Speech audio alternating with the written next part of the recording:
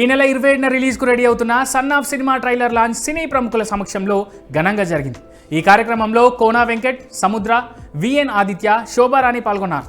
సాయి సింహాద్రి, మీరా రాజ్ జంటగా తెరకెక్కిన ఈ సినిమాకు బత్తుల సతీష్ దర్శకత్వం వహిస్తున్నారు. ఇక ఈ క్రమంలోనే ప్రముఖ రైటర్, నిర్మాత కోన వెంకట్ మాట్లాడుతూ సినిమాలోని నటీనటులు, టెక్నికల్ టీంను బట్టి ఆ మూవీ మీద ఓ ఇంప్రెషన్ ఏర్పడుతుందన్నారు. ఎక్స్ట్రాడనరీ, చాలా హాయిగా, అంటే కొంతమందికి ఆ సిగ్నేచర్ వస్తుందంటారు. నాకు కూడా చాలా కాలం వరకు తెలిసింది. ఒక సినిమాని మధ్య నుంచి చూసినప్పుడు, టీవీలో వస్తున్నప్పుడు, ఇంటికి వచ్చినప్పుడు ఒక పాట చూస్తే దాన్ని రైటర్ ఎవరో చెప్పగలగాలి. అటువంటి సిగ్నేచర్ ఒకటి సంపాదించావు భాస్కర్. ఎక్స్ట్రాడనరీ. ఎందుకంటే నాకు ఒక 30 years నుంచి పరిచయం.